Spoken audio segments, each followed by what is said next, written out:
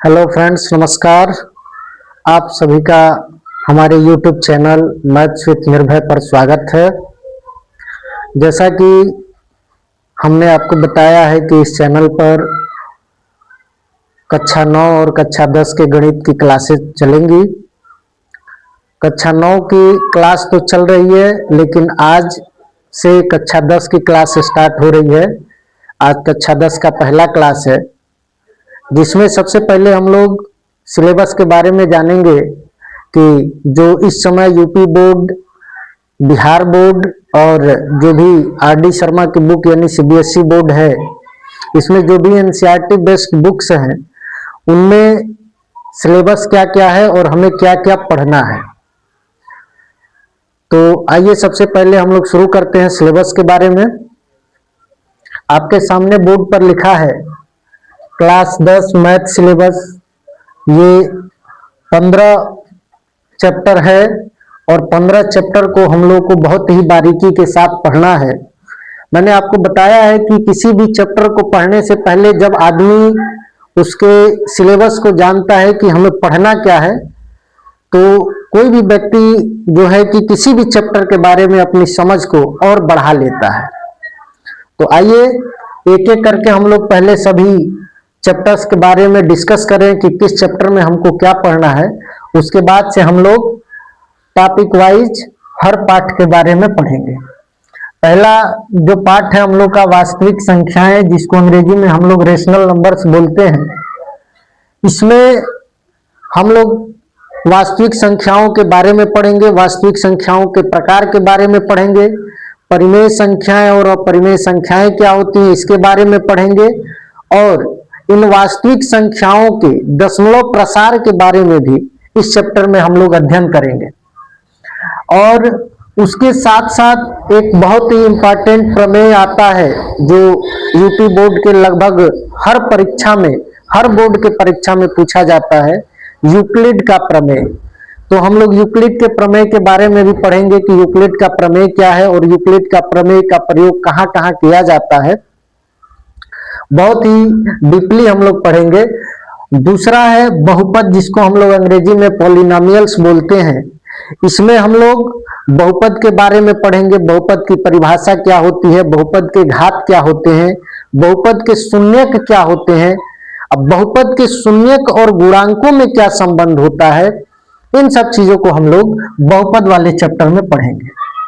तीसरा चैप्टर है दो चर वाले रैखिक समीकरण युग, pair of linear equation in two variables.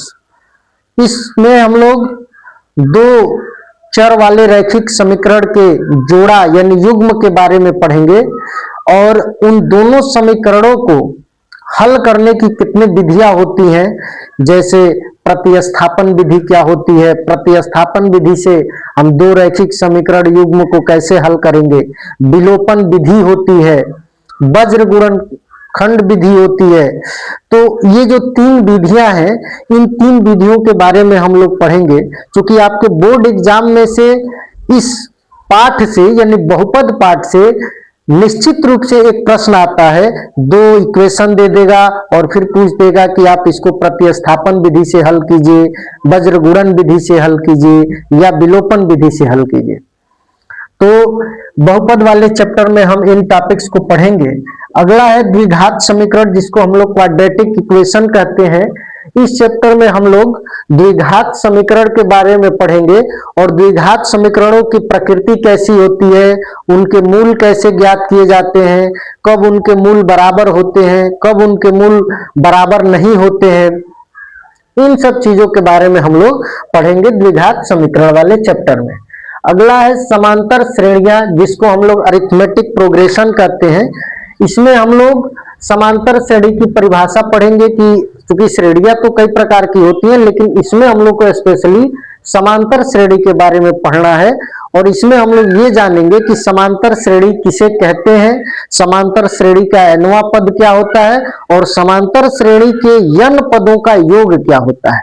इसमें से मुख्य रूप से 2 से 3 टॉपिक है और इससे भी सवाल और निश्चित रूप से आपके एग्जाम में आता है। और देखिए एग्जाम डेट तो आपका आ ही गया है और 2-4 क्लास लेने के बाद से मैं आपको प्रैक्टिस क्लास दूंगा और आप जुड़े रहिए हमारे YouTube चैनल से और देखिएगा मैं जो भी क्लास आपको बताऊंगा, जो भी सैंपल पेपर मैं आपको सॉल्व कराऊंगा अपने अनुभव के आधार पर, उसमें से 70 से 80% क्वेश्चंस और टॉपिक्स एकदम आपके एग्जाम में हूबहू आएंगे। इसलिए आप जुड़े रहिए और देखिए। ये अगला जो है त्रिभुज, जिसको हम लोग अंग्रेजी में ट्रायंगल्स बोलते हैं, यानी अगले चैप्टर त्रिभुज में हम लोग त्रिभुज के बारे में अध्ययन करेंगे। त्रिभुज क्या होता है, त्रिभुज कितने प्रकार का होता है, तो इनके त्रिभुज के कुछ गुण होते हैं, जैसे त्रिभुज की समरूपता, कब दो त्रिभुज समरूप होंगे उस कंडीशन को पढ़ेंगे। समरूप त्रिभुजों के क्षेत्रफल के बारे में हम लोग अध्ययन करेंगे। इसके बाद अगला जो चैप्टर है निर्देशांक ज्यामिति, जिसको हम लोग कोऑर्डिनेट ज्योमेट्री बोलते हैं, जैसा कि मैंने आपको कक्षा 9 के सिलेबस में भी बताया है। इसमें भी हम लोग निर्देशांक ज्यामिति में किसी दो बिंदु दिया हो उसके बीच की दूरी, किसी रेखा का समीकरण, विभाजन का सूत्र, ये सब चीज हम इसमें पढ़ेंगे। ठीक है। अगला है त्रिकोणमिति का परिचय, इसमें ट्रिगोनोमेट्रिक इंट्रोडक्शन। इस त्रिकोणमिति के परिचय में हम लोग त्रिकोणमिति के बारे में पढ़ेंगे कि त्रिकोणमिति है क्या और त्रिकोणमिति अनुपात क्या होते हैं, कुछ विशिष्ट त्रिकोणमिति अनुपात क्या होते हैं, अगर कोई त्रिकोणमिति अनुपात दिया है तो उसका पूरक त्रिकोणमिति अनुपात क्या होता है। इन 2-4 टॉपिक के बारे में हम लोग इस चैप्टर में पढ़ेंगे। अगला है ऊंचाई एवं दूरी, जिसको हाइट एंड डिस्टेंस बोलते हैं। इसको कई किताबों में कुछ त्रिकोणमितीय अनुपातों के अनुप्रयोग के रूप में लिखा हुआ है, तो वो भी आप मान सकते हैं। और इन त्रिकोणमितीय अनुपातों का प्रयोग करके हम हाइट और डिस्टेंस के बारे में अध्ययन करेंगे और आपके बोर्ड एग्जाम में एक प्रश्न निश्चित रूप से इस अभ्यास से फंसता है, निश्चित रूप से एक क्वेश्चन आपका आता है, तो आप जरूर देखिएगा। अगला जो है वृत्त, वृत्त जिसको हम लोग सर्किल बोलते हैं, इसमें हम लोग पढ़ेंगे वृत्त के बारे में, वृत्त की स्पर्श रेखाओं के बारे में, त्रिज्यखंड के बारे में, वृत्तखंड के बारे में, ठीक है, जीवा और व्यास के बारे में। अगला चैप्टर है रचनाएं यानी कंस्ट्रक्शंस, इसमें हम लोग कोणों को बनाना सीखेंगे। इसमें ये बहुत ज्यादा इंपॉर्टेंट नहीं होता है रचनाएं, और इससे बहुत क्वेश्चन फंसते भी नहीं है, लगभग बाई चांस कभी एक आध क्वेश्चन इसमें आ जाता है, नहीं तो इस चैप्टर से बहुत क्वेश्चन नहीं आते हैं, लेकिन आपको पढ़ना चाहिए क्योंकि देखिए ये भी गणित में ही है और आपको कोण बनाना आना चाहिए, अगर त्रिभुज बनाना आना चाहिए, है ना। तो रचनाओं के बारे में हम लोग इसमें पढ़ेंगे। अगला है वृत्तों से संबंधित क्षेत्रफल, areas related to the circle, यानी इस चैप्टर में हम लोग वृत्त का क्षेत्रफल, वृत्त का परिमाप, त्रिज्यखंड का क्षेत्रफल और वृत्तखंड के क्षेत्रफल के बारे में अध्ययन करेंगे। अगला जो चैप्टर है पृष्ठीय क्षेत्रफल और आयतन, सरफेस एरिया एंड वॉल्यूम्स, यानी इसमें हम लोग कुछ विशेष आकृतियां होती हैं, जैसे बेलनाकार बेलन होता है, बेलन का आयतन निकालिए, बेलन का वक्र पृष्ठ निकालिए, बेलन का संपूर्ण पृष्ठ निकालिए, फिर गोला का, फिर शंकु का, है ना। तो इन सब चीजों को, इन सब टॉपिक्स को हम किसमें पढ़ेंगे, पृष्ठीय क्षेत्रफल और आयतन में। अगला है सांख्यिकी, जिसको अंग्रेजी में हम लोग एस्थेटिक्स कहते हैं, इसमें हम लोग वर्गीकृत और अवर्गीकृत दोनों प्रकार के आंकड़ों का अध्ययन करेंगे और उन आंकड़ों का माध्य निकालना जानेंगे, बहुलक निकालना जानेंगे, समांतर माध्य निकालना, माध्यिका निकालना जानेंगे। ठीक है, तो ये 3 टॉपिक एकदम महत्वपूर्ण होता है, माध्य निकालना, बहुलक निकालना और माध्यिका निकालना। तो ये तीनों हम लोग इस सांख्यिकी वाले पाठ में पढ़ेंगे और इसमें से भी निश्चित रूप से 1 से 2 सवाल आपके बोर्ड के एग्जाम में आते हैं। अगला हम लोग पढ़ेंगे प्रायिकता।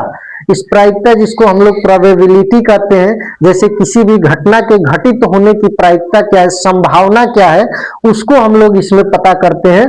आपको बहुत इंटरेस्टिंग चैप्टर है ये, और मैं आशा करता हूं कि आप इस पूरे सिलेबस को समझ गए होंगे और हम लोग का आज से क्लास टॉपिक वाइज स्टार्ट हो जाएगा और आप जुड़े रहिए। आपका बहुत बहुत धन्यवाद कि आप हमारे चैनल को विजिट कर रहे हैं और अपने दोस्तों में भी इसको शेयर कर दीजिए, लाइक कर दीजिए, कमेंट कर दीजिए और बेल आइकन को दबा दीजिए ताकि जब भी कोई क्लास अपलोड हो तो सबसे पहले आपके पास नोटिफिकेशन पहुंचे और आप उस क्लास को देख सकें। ठीक है, बहुत बहुत धन्यवाद।